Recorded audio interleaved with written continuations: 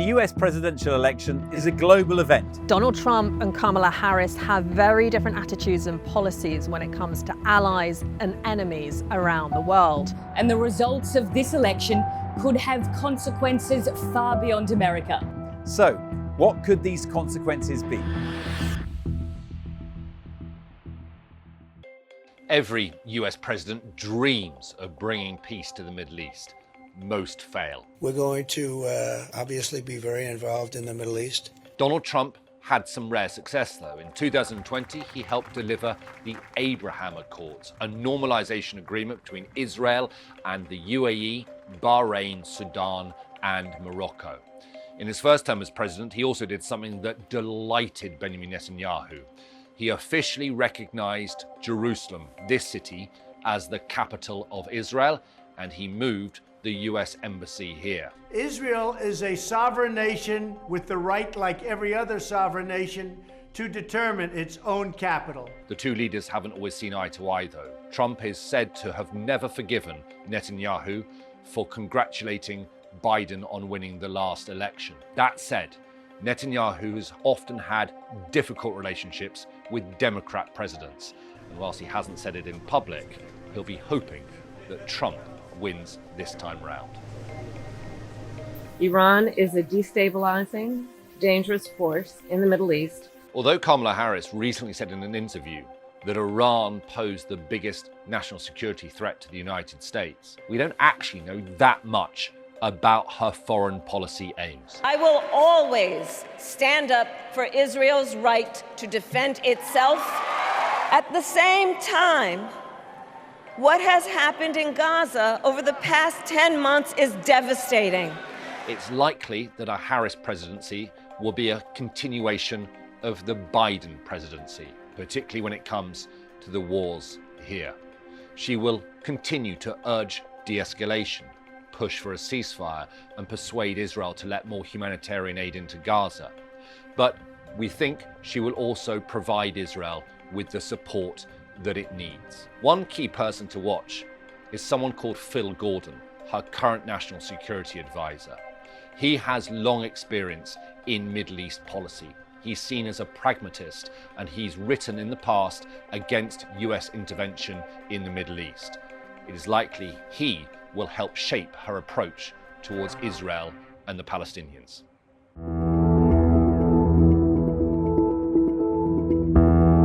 A Kamala Harris win would most likely mean more of the same when it comes to Russia and the Ukraine war. She's been heavily involved in the US response so far. When she accepted the party's nomination for the presidency, she pledged to stand strong with Ukraine and NATO. I helped mobilize a global response over 50 countries to defend against Putin's aggression.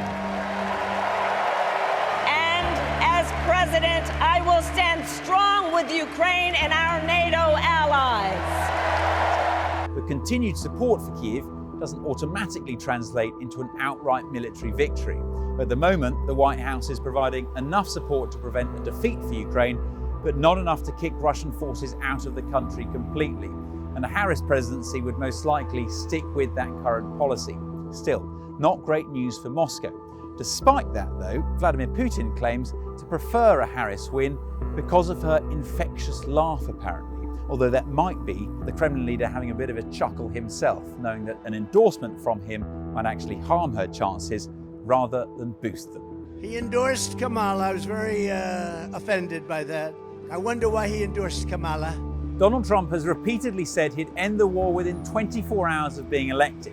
I will settle the war in Ukraine. I will have that war finished and done and settled. And I'm going to say, you gotta make a deal. This is crazy. That timescale is highly improbable, but he could force a peace deal by denying US support to Ukraine to bring them to the negotiating table. And I also have a very good relationship, as you know, with President Putin. And I think if we win, I think we're going to get it resolved very quickly. A reduction in military aid seems almost certain given his statements on the campaign trail, which would seriously hinder Ukraine's ability to continue the fight. And if there were a peace deal, it would most likely end the conflict along the current lines, allowing Russia to keep the territories it occupies in Ukraine. That would be devastating for Kyiv, but hugely beneficial to Moscow, It would end a conflict that's been costly to the Kremlin. It would allow Vladimir Putin to present this as a win over the collective West, and it would embolden him further to continue his pursuit of that new world order you hear him talk about so often, along with the likes of China, to rival US global leadership.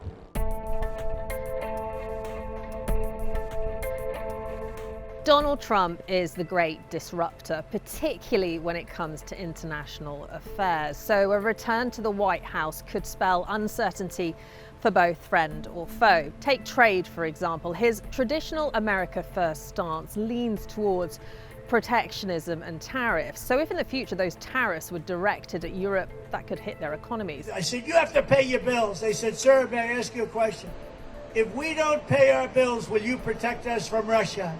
I said, no, I will not protect you from Russia. Then there's security, and in the past he's threatened to quit NATO and has been furious at countries like Germany here for not spending enough on defence. So under Trump, America's role in the alliance could be up for question. And then we have Ukraine.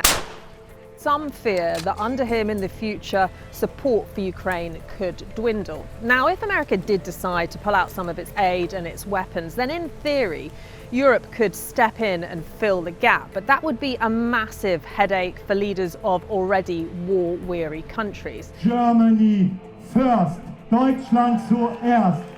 And then when it comes to domestic politics, some believe a victory for Donald Trump would supercharge far-right parties across Europe. Either way, Donald Trump in politics equals unpredictability, and sometimes his treatment of friends can be harsher than his treatment of enemies. We must work with the international community to secure a just and lasting peace. While Kamala Harris hasn't been president before, many European analysts believe her foreign policy will be similar to Biden's. And for many, that idea of continuity and stability is a huge relief. For example, America can be expected to fulfill its commitments to NATO, to European allies, and to Ukraine. Now, a Democratic win does not mean that America will start providing all of Europe's security needs. And there are going to be other challenges as well. So a pledge to protect and enhance American manufacturing and industry means protectionist policies are likely to continue, and Europe's going to have to continue to adapt to that. The other change is the fact that Kamala Harris doesn't have the same sense of nostalgia as Biden over the transatlantic partnership. And frankly, her foreign policy has other more pressing needs, for example, China and the Middle East. And when it comes to Beijing, she's pro-tough economic policies, something she'll expect Europe to support her in.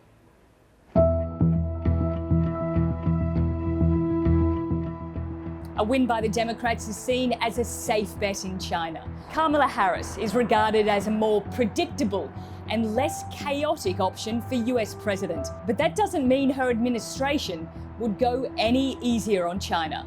The two countries are locked in a geopolitical battle. China is challenging the US-led global order. The US is pushing back. If Harris wins, it's likely she would continue the policy direction set by Joe Biden. That means tough on China and tough on trade. The US has accused China of overcapacity. It slapped tariffs on Chinese electric vehicles and restricted access to advanced technology. Under Biden, the US has strengthened its alliances with countries in Asia against China to counter its actions in the South China Sea, around Taiwan, and in the Pacific. China calls these alliances containment. Under Harris, the competition is sure to continue, even while both sides try to keep the lines of communication open. China's going to take over all of your business. This is the wild card. China values security and stability above all else. It knows that a Trump presidency could see the rule book thrown out, and anything is possible. On one hand, it could bolster China's argument for an alternative to the US-led global order. But on the other, it also means uncertainty. And for China, that is a worry. We're going to lose $1 trillion in deficits to China. $1 trillion. That's not sustainable. We're going to turn it all around, and we're going to do it through taxation and tariffs. It will be done in 24 hours, and it'll change the whole planet. Trump's rhetoric is strong. He still refers to the China virus. He's threatened 200% tariffs on cars imported from Mexico, falsely claiming that China is building big factories there. And then there's Taiwan. He's got planes circling Taiwan. He wants that so badly. This year, Trump made the point that Taiwan is 9,500 miles away from the US and only 68 miles from China, raising doubt about how much support Taiwan would have under Trump. And that is the big question, the future of this self-governed island. To China, it's a domestic issue. But if Trump lets Ukraine fall to Russia, Western analysts fear that China could be emboldened to make a play for Taiwan. And if it does, the entire balance of power in the Indo-Pacific will have shifted.